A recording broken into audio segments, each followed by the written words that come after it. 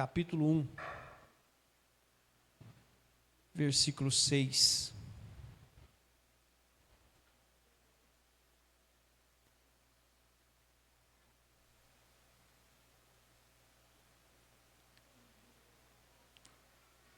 Amém? Jó, capítulo 1, versículo 6. Quem achou, diga amém. Diz assim: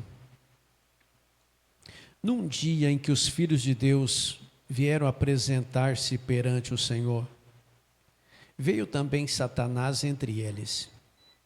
Então perguntou o Senhor a Satanás: de onde vens? Satanás respondeu ao Senhor e disse: de rodear a terra e passear por ela. E perguntou ainda o Senhor a Satanás: observaste o meu servo Jó? Porque ninguém há na terra semelhante a ele, homem íntegro, temente a Deus e que se desvia do mal.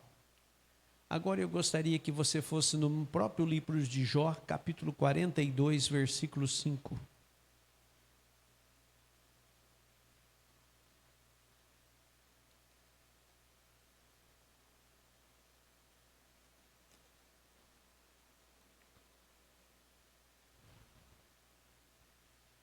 Amém? Jó 42, 5. Diz assim: e eu te conhecia só de ouvir, mas agora os meus olhos te veem. Amém? Agora no próprio livro de Jó, capítulo 3, versículo 25.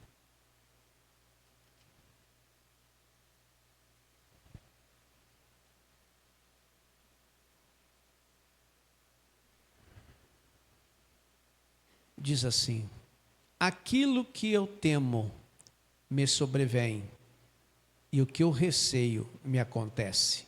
Em outra tradução, está dizendo assim: aquilo que eu temia aconteceu, e o que eu receava aconteceu. Fecha os seus olhos. Senhor meu Deus e meu Pai, em nome de Jesus Cristo, teu Filho amado, eu peço, Senhor, a tua bênção e a tua direção para transmitir a tua palavra nesta noite. Pai querido, esconda-me atrás da tua cruz, que eu não apareça, mas que apareça o teu Espírito Santo, e que o Senhor cresça e que eu venha diminuir, e que toda honra e toda glória seja dada ao teu nome. Que o Senhor venha corrigir, que o Senhor venha renovar, que o Senhor venha transformar, assim como o Senhor querer e como o Senhor quiser. Pai, a glória é tua, o poder é teu, a igreja é sua, o povo é seu. Em nome de Jesus. Amém.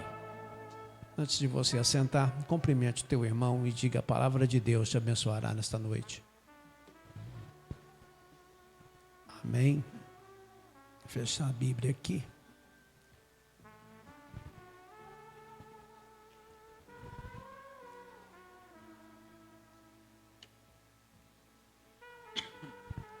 Amados, nós lemos alguns versículos em um dos livros mais conhecidos da Sagrada Escritura.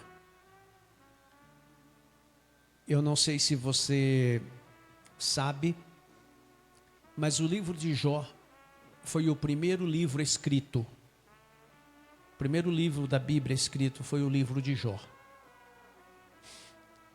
Para mim poder falar desse homem, eu tenho que fazer uma viagem no tempo para tentar trazer para cada um, para vocês e tanto para mim, o que esse homem representou e quem foi esse homem.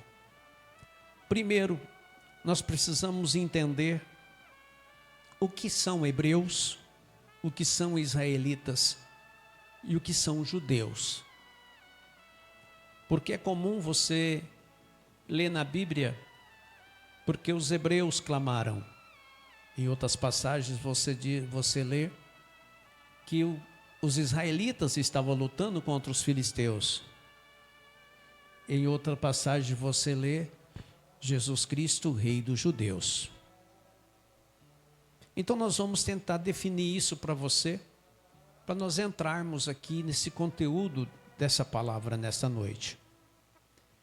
Hebreu, os hebreus, refere-se ao povo associado a Abraão, língua hebraica,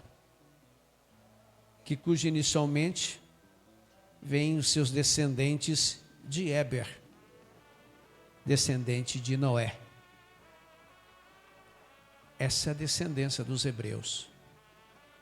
Israelitas vêm da descendência das 12 tribos de Jacó, porque Deus mudou o nome de Jacó para Israel. Aí vem então a origem israelitas. Judeus surgiu quando houve a divisão dos reinos com a morte de Salomão. Dividiu o reino do norte e reino do sul, ficando um reino por nome de Judá, e cujo Judá posteriormente se tornou escravo na Babilônia, no exílio de 70 anos para o rei Nabucodonosor. Então os judeus vêm da descendência de Judá. Analisando tudo, se forma um povo só que cada um vem da sua origem. Eu quero falar nesta noite de um homem da terra de Uz, que é onde vivia Jó. Esse homem, ele é descendente de Esaú, o irmão de Jacó. E na realidade, ele vivia nessa localização de Israel, que faz parte da Arábia Saudita, da parte norte da Arábia Saudita. Ali no sul da Síria, Jordânia, é onde vivia eles. E eles levam o nome de caldeus. Por quê? Por causa da origem da cidade. Os caldeus são os povos da antiguidade, de descendência da Arábia Saudita. Então são os caldeus. Então quando você vê falar caldeus, não está falando de judeu, nem israelita e nem hebreu. Está falando de árabes. Certo? Então, se você puxar profundamente, Jó era caldeu. A Bíblia diz aqui no capítulo 1 de Jó, no versículo do 1 ao 3, que ele era um homem muito rico. Se você puder jogar Jó, do 1 ao 3, vamos ver o que Jó possuía.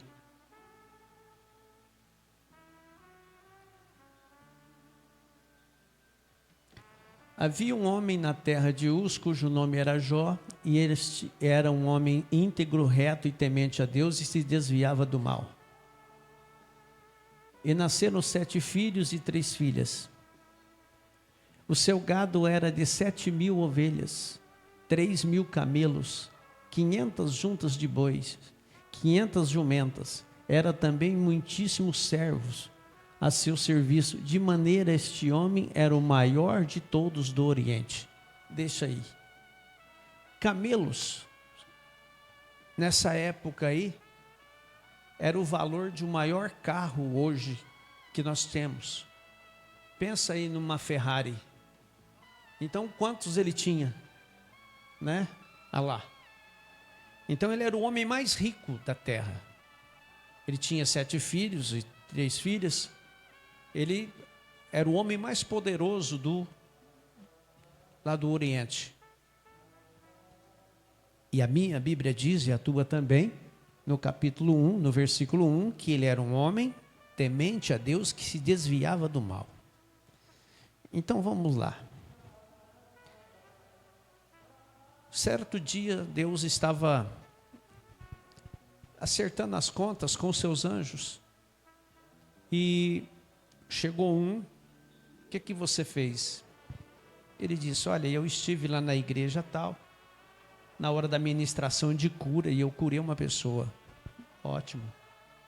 Você? Tinha uma pessoa com deficiência visual andando pelas ruas, e eu ajudei ele a atravessar a rua para não ser atropelado. Nossa, beleza, ótimo. E você, o que você fez? Eu estou guardando 2 crianças que o pai pediu para que o Senhor determinasse que eu guardasse, eu estou protegendo elas, que são duas crianças levadas. Tá. Mas de repente ele olha na mesma fila, quem que está lá? Satanás. Aí o Senhor pergunta para Satanás, fala, e você, o que você tem feito? Ele falou assim, eu não faço outra coisa, a não ser rodear a terra e passear por ela. Aí o Senhor disse, ah é? Então você tem passeado pela terra? Tem. Então diz para mim, você conhece Jó? Homem honesto, íntegro e temente a mim? E que desvia do mal? Aí Satanás pegou e falou assim, mas, claro que ele teme mesmo o Senhor. O Senhor deu tudo para ele. Ele é o homem mais rico. Ele vai reclamar do quê? Ele tem ovelha, ele tem gado, ele tem camelo, ele tem de tudo. Você acha que ele vai blasfemar? Mas o Senhor falou assim, ah é? Então você acha que ele me serve por causa daquilo que ele tem? É claro. Tira o que é dele. E ele falou assim, então você tem permissão. Pode tirar. Mas não toca nele. Num só dia. Os filhos estavam reunidos num lugar, na casa de um deles. De repente veio um vento, derrubou a casa, morreu todos os filhos. Alguém chegou e falou assim, olha, vim te avisar, só eu escapei. Teus filhos estavam na festa, caiu a casa, morreu todos. Olha, chegou outro e falou assim, ó, eu vim te avisar, caiu um fogo do céu, consumiu todas as tuas ovelhas. Chegou o outro e falou assim, ó, eu não sei o que aconteceu, veio um vento lá, matou todos os seus rebanhos. Ou seja, tudo no mesmo dia acabou. Ao ponto que Jó disse assim, o Senhor me deu, o Senhor me tomou. Bendito seja o nome do Senhor.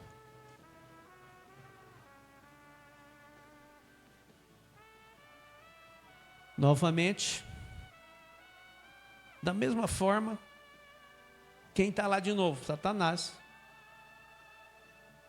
Aí o Senhor pergunta para ele de novo, e aí?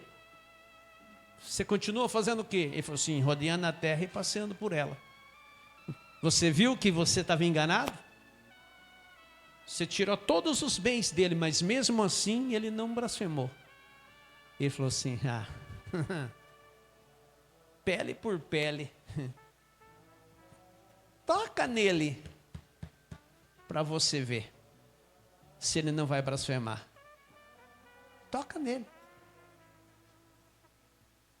Coloca algo nele para ver se ele não vai reclamar. O Senhor falou, você tem permissão, só não tire a vida. De um dia para o outro, Jó ficou leproso. Ao ponto que deram a ele era um caco de telha, que ele ficava nas cinzas, se coçando, para aliviar a dor. E diz a história, que o cheiro era insuportável, que ninguém conseguia chegar perto dele, de tão insuportável o cheiro daquelas feridas que ele tinha, ao ponto que a sua mulher chega para ele e fala assim para ele, Jó, por que você não amaldiçoa esse teu Deus e morre? Aí Jó disse para ela, você não sabe o que está falando. Eu sei que o meu Redentor vive. Você conhece a história de Jó. Depois Deus restituiu ele. Volta lá, aqui está as riquezas dele, né? Depois Deus restituiu ele, né? Olha lá. Ele tinha filhos, né? Cadê? Não, no início lá, lá. Isso, que era as riquezas dele. Tá. Veio 2, livrava do mal, vai. Isso, ó. Aí ele tinha 7.000 ovelhas, o Senhor deu 14.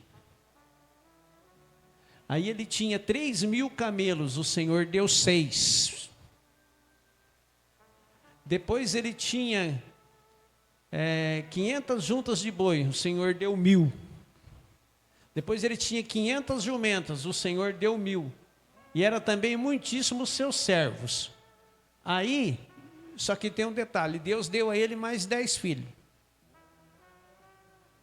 Aí vem a seguinte pergunta, mas se ele tinha 500,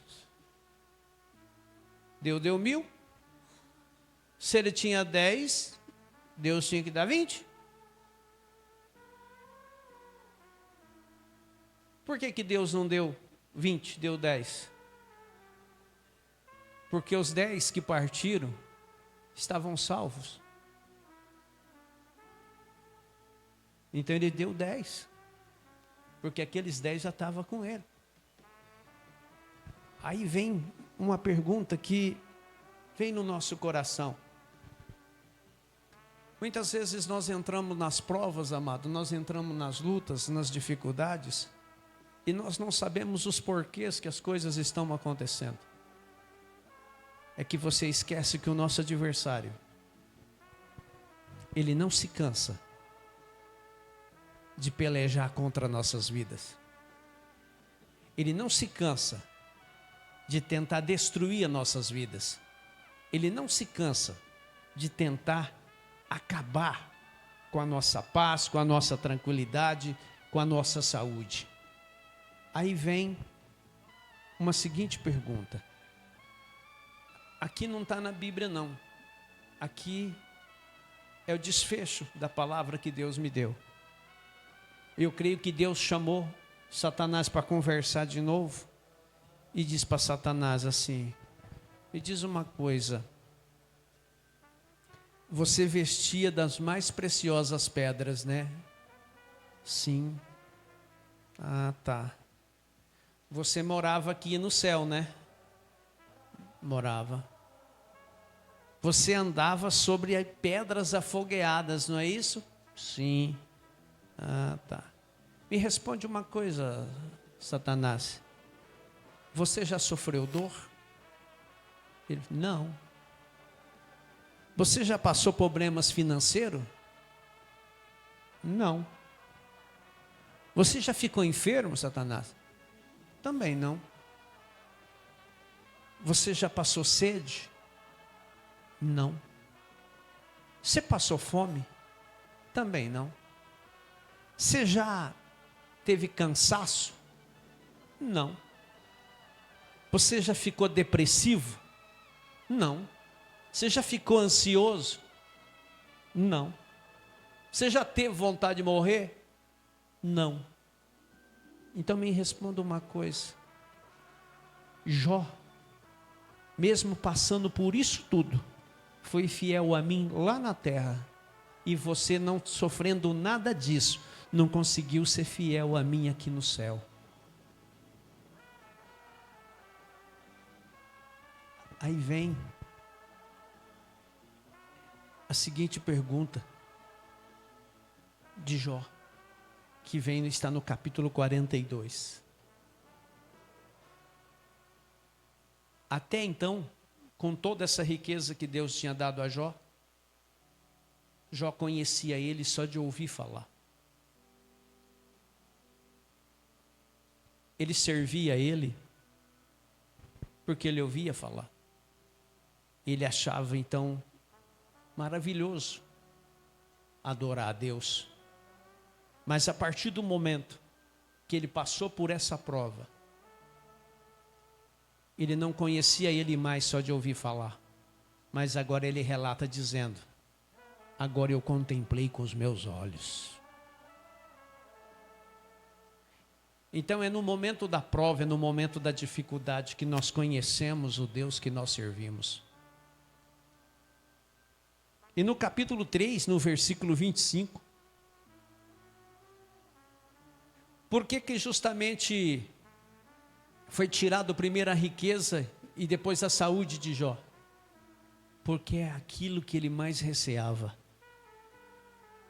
Eu quero que você saiba de uma coisa: sempre tem algo na nossa vida que nós temos receio, que nós temos medo, pois é exatamente nesse ponto que o inimigo pede para tocar, porque ele sabe que você é frágil. Jó tinha medo de ficar pobre, Jó tinha medo de ficar doente. Então por isso que Jó disse: aquilo que eu mais receava foi o que aconteceu. Eu sei que nesta vida nós estamos sujeitos a passar por muitas coisas, por muitas provas, por muitas dificuldades. E aquilo que eu tiver que passar, você não passa no meu lugar, e o que você tiver que passar, eu não vou passar no seu lugar. Só que tem um grande porém que nós precisamos entender. Seja qual seja a circunstância, o Senhor sempre estará com você. Seja qual for o momento, o Senhor sempre estará te pegando no colo e te fazendo forte. Existe uma frase que as pessoas sempre dizem para as outras, dizendo assim: ó, siga o teu coração, porque a vida é curta. Seja feliz, se divirta. Essa frase é errada. A vida não é curta, a vida é eterna. Curta é a existência do corpo, mas o teu espírito não morre. Teu espírito é eterno, porque a vida é o espírito que tem a vida. A pastora, eu não estou entendendo. Se você chegar num velório e bater num defunto, bater assim, ó, beliscar ele, cortar ele não vai falar nada para você, porque o que está ali é a matéria. Então a vida, ela é eterna. E muitas vezes os homens tentam resolver os problemas tentando tirar a vida, achando que vai amenizar o problema. Não, ele vai matar o corpo, porque o espírito ele não mata. O único que tem poder de lançar o espírito em condenação é Deus. A vida nossa é eterna. E muitas vezes quando acontece um fúnebre e que chegamos no cemitério, a pessoa fala assim: chegou aqui o fim da vida de fulano. Não, ali começou a vida dele, porque a nossa vida é eterna e nós vamos prestar conta de tudo que nós fizemos aqui perante o Senhor. E muitas vezes, sobre o que eu disse, siga teu coração. Em Jeremias capítulo 17, versículo 9 diz que o coração do homem é enganoso. O coração do homem é enganoso. Nós não devemos seguir o coração, nós devemos seguir a palavra. Porque no Salmo 119, 105 diz assim: lâmpada para meus pés é a tua palavra e luz para o meu caminho. O que é lâmpada para meus pés? Enquanto eu estou vivo, enquanto eu estou usando esta matéria chamada corpo, ela é lâmpada para os meus pés, ela vai me direcionar o que é certo e o que é errado. A partir do momento que eu deixar este corpo e passar para a vida eterna, ela passa a ser luz para o meu caminho. Então esse versículo é dividido assim. Agora eu quero falar com você, escolhido. Se um dia alguém disse para você assim: olha, não foi vós que escolhestes a mim, mas eu escolhi a vós, e vos nomeeis para que vades e des fruto, e vosso fruto permaneça para sempre. E a pessoa ainda diz assim: olha, é um privilégio ser escolhido, e o bom de ser escolhido é que você não vai passar luta, você não vai passar prova, você não vai passar dificuldade, você não vai passar provação, você não vai passar nada disso. Então está tudo o contrário do que aconteceu com Jó, porque Jó era um escolhido. Só que muitas vezes nós escolhidos, nós temos que aprender a lidar com a solidão.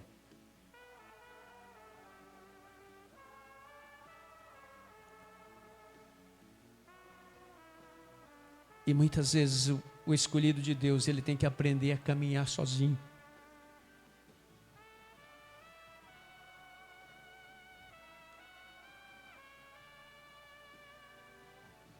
Porque muitas vezes Deus tira os seus pontos de apoio.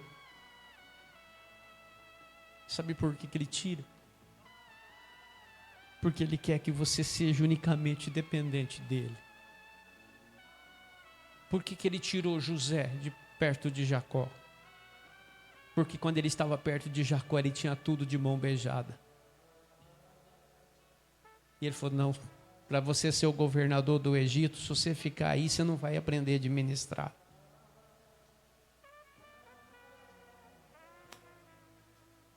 E muitas vezes, nós temos que aprender a caminhar. Aprender a suportar os fardos pesados que a vida nos coloca. E que muitas vezes nós precisamos até fazer aquela oração que Francisco de Assis fez. Senhor, me ajuda a suportar aquilo que eu não consigo mudar.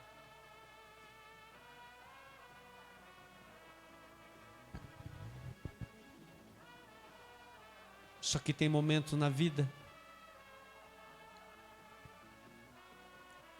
que nós nos tornamos unicamente dependentes do Senhor. Sabe por quê?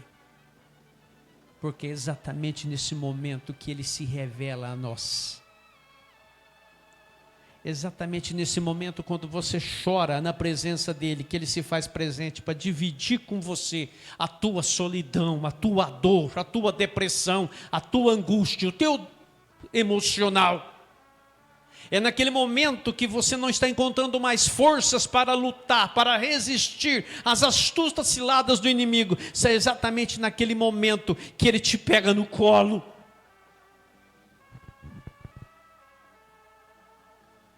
E quando você busca, lá ele está, para falar com você, para ouvir você, para entender você. Porque muitas vezes nós não somos entendidos, nós não somos compreendidos, somos chamados de fanáticos, somos chamados de louco, somos chamados de tudo quanto é tipo de coisas, mas eu quero dizer que Ele sabe, Ele entende, porque foi Ele que colocou na nossa vida um projeto e um propósito.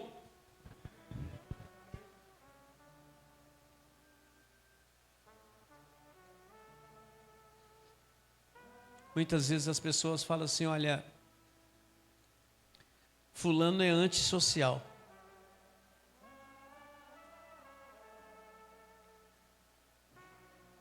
Não tem muito convívio com as pessoas.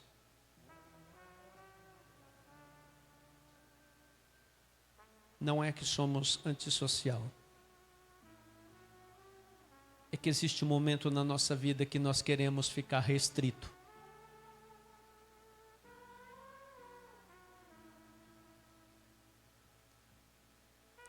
Para que o Senhor possa nos revelar.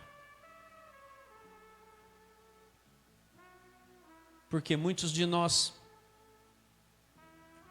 não estaríamos mais aqui. Muitos de nós teriam morrido na infância. Teria morrido na adolescência.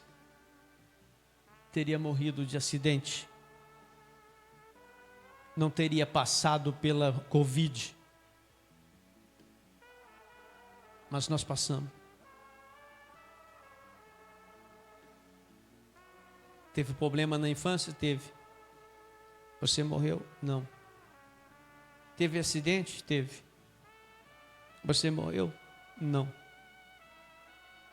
Passou pelo Covid? Passou. Você pegou o Covid? Peguei.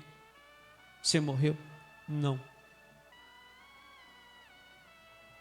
Por quê? Porque você faz parte do projeto de Deus. E Deus tem um projeto na tua vida. E as coisas para nós se tornam difíceis.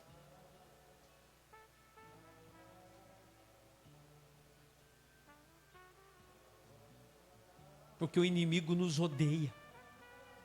Por que ele nos odeia? Porque ele não conseguiu ser fiel a Deus no céu, como você tenta ser fiel a Deus na terra, então ele te odeia. É por isso que ele te odeia, e ele tenta te perseguir com todos os detalhes, todas as formas e todos os meios. Ele tenta destruir teu casamento, ele tenta destruir tua empresa, ele tenta destruir a tua saúde, ele tenta destruir tudo.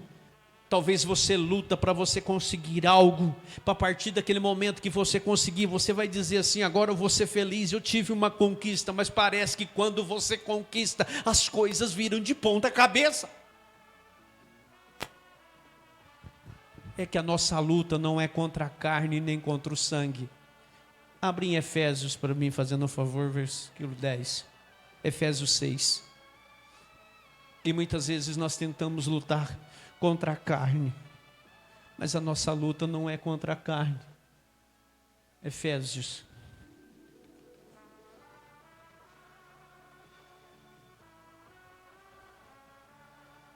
Volta no início, onde fala que a nossa luta não é contra a carne nem contra o sangue.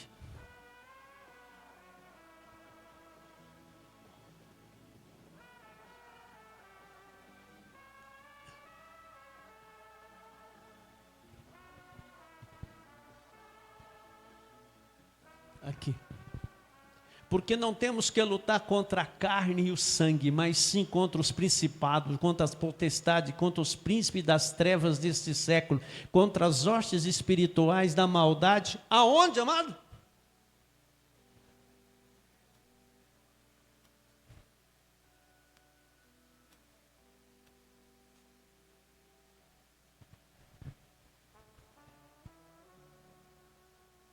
Aonde?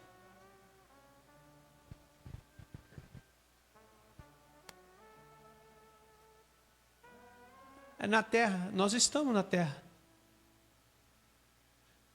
Mas eles imperam aqui, na atmosfera, para impedir teu sucesso. Você não pode observar que tem dia, no momento que você fala assim: mas eu estou com opressão, eu estou com uma luta, eu estou com desânimo, parece que o mundo vai desabar. O remédio te alivia? Alivia. Porque ele tira teus sentimentos. Você não está sentindo nada. É um tratamento, é bom. Alivia. Mas essa opressão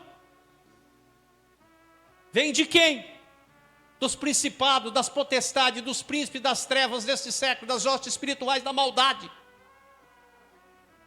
Isso por causa que você tem um chamado. Você não é qualquer um. Você é escolhido. Como nós pregamos aqui sobre Asaf.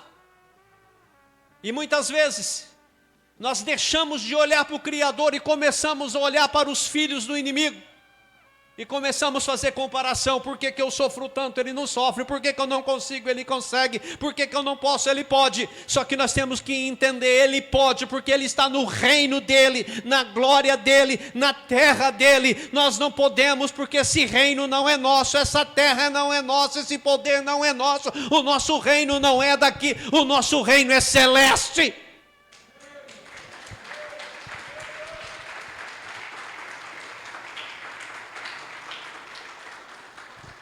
Nós não pertencemos aqui, nós somos peregrinos, estamos de passagem. Eu costumo dizer que nós estamos viajando. E a viagem é difícil, irmão. Tem dia no dia da viagem que dá vontade de desistir, de desembarcar.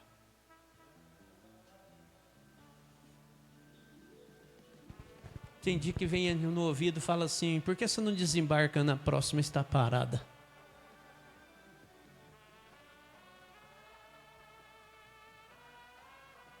Por que você não desiste de tudo?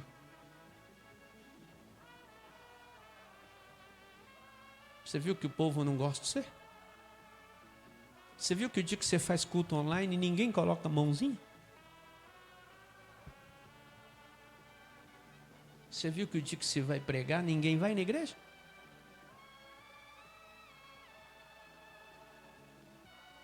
Se eu fosse você, assim que esse trem maneirar, eu descia.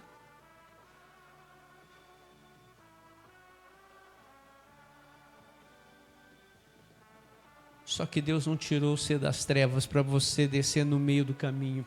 Ele tirou você das trevas para te levar para Canaã.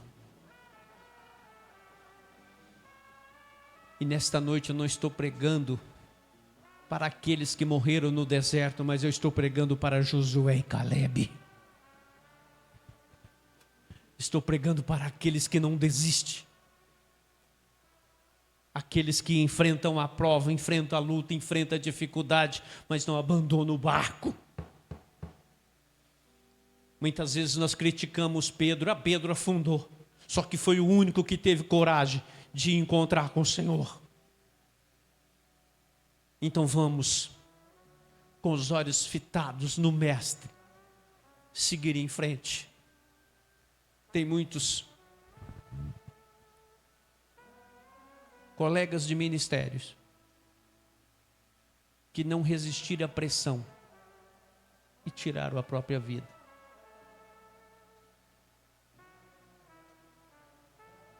Tem muitos diáconos que não resistiram à pressão, tiraram a própria vida.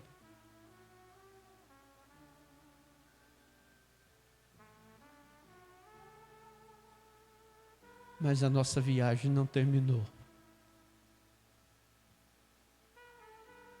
Está difícil? Tá. Está dolorido? Tá. Está machucando? Tá. Mas Deus está no controle. Certa vez, uma menina, ela estava correndo na escada, e ela escorregou e caiu e machucou. E quando ela chegou em casa, o pai foi fazer curativo. E quando o pai foi fazer curativo, então ele começou a limpar aquela ferida para poder colocar o remédio. Naquela época tinha o mercúrio, né, que quase não doía, metiolato. Né, hoje não, hoje tem uns remédios mais light aí. Mas na nossa época, né, muitas vezes ia limpar a ferida, colocava álcool. Ô Jesus! E aí ao limpar a ferida e passar o remédio, a menina começou a chorar.